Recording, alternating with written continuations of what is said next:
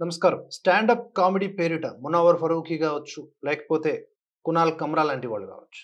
వీళ్ళేం జేస్తారు అంటే కొన్ని పార్టీల ఎజెండాల్ని తీసుకుపోతూ ఉంటారు. ఒక గ్రూప్ ఆఫ్ పీపుల్‌ని ఒక దగ్గర ప్రోది చేసి వీళ్ళకి నచ్చినటువంటి స్క్రిప్ట్‌ని జోక్స్ పేరిట వేస్తూ ఉంటారు. తద్వారా బ్రెయిన్ వాష్ చేయటం. అక్కడ జాయిన్ అయినటువంటి గొర్రెల్ని దేశ, ధర్మ వ్యతిరేకులుగా మార్చటం.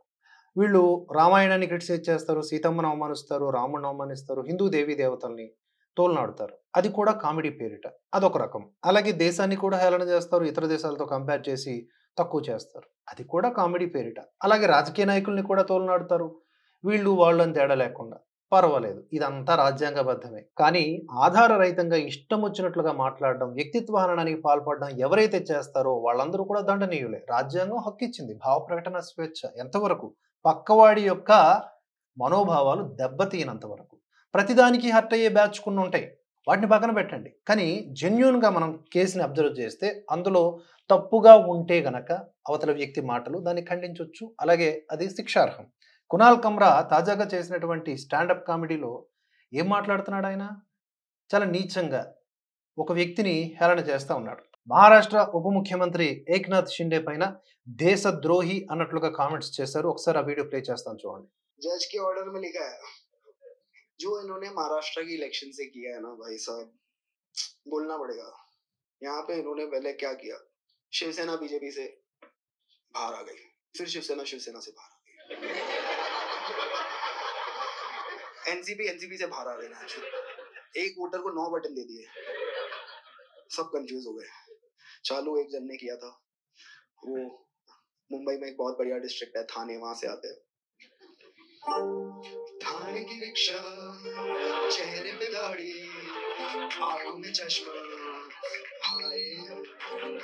थाने की रिक्शा, चेहरे पे दाढ़ी, आंखों में चश्मा, हाय। एक झलक दिखलाए कभी को हाटी में छुप जाए, मेरी नजर से तुम देखो गद्दार नजर वो आए। थाने की సో, 'గద్దార్ నజరు ఓ ఆయే' అనే పదప్రయోగం చేశాడు ఇక్కడ. ఇదంతా కామెడీ పేరిట నడుస్తున్న ఒక brain washing, at the same time political agenda. సరే, కునాల్ కమ్రాకి భావ ప్రకటన స్వేచ్ఛ ఉంది కదా! ఆయన ఆ మాత్రం జోకేస్తే ఇప్పుడు ఆయన మీద కేసులు వేయడం, ఆయన స్టూడియో మీద దాడులు చేయడం గురించి మాట్లాడుతున్నారే చాలామంది. దాన్ని ఖండిద్దాం. కానీ ఉద్ధవ్ ఠాక్రే శివసేన ఏదైతే అప్పట్లో అధికారంలో ఉన్నప్పుడు ఎంత దుర్మార్గంగా వ్యవహరించారు. అర్నాబ్ గోస్వామిని ఏం చేశారు గుర్తుందా? దాంతో పాటుగా మరికొన్ని ఉదాహరణలు మీకు ఇప్పుడు నేను చూపిస్తాను చూడండి స్క్రీన్ మీద. మీరు స్క్రీన్ మీద చూస్తున్నారు కదా! ఈమె మరాఠీ నటి కేతకీ చితాలే. జైలు నుంచి అప్పట్లో బయటికి వస్తున్నటువంటి వీడియో ఇది. 22 ఎఫ్ఐఆర్‌లు నమోదయ్యాయి ఆమె పైన.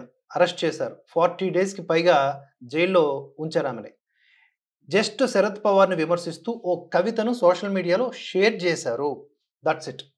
మరి ఇప్పుడు కునాల్ కమ్రా మీద కేసు నమోదు చేసినా, ఇంకేదో మాట్లాడినా అడ్డుపడుతున్నటువంటి ఈ మేధావులంతా మరి ఆనాడు ఒక స్త్రీ ఒక పోస్ట్ షేర్ చేసినందుకు 40 రోజులు జైలుకెళ్ళిందే. మరి అప్పుడెవరు మాట్లాడలేదే? ఇంకో ఉదాహరణ చూద్దాం. స్క్రీన్ మీద చూడండి. ఇతను మాజీ నేవీ వ్యక్తి.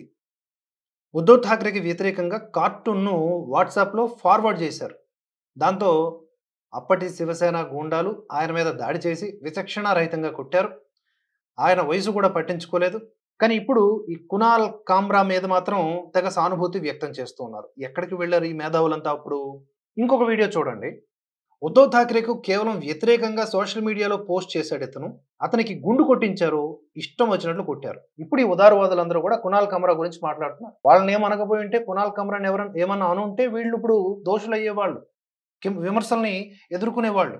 కానీ ఇప్పుడు ఏమైంది? ఇదంతా కూడా రాజకీయంలో ఒక భాగం అయిపోయింది. సహజం అయిపోయింది. చూడండి.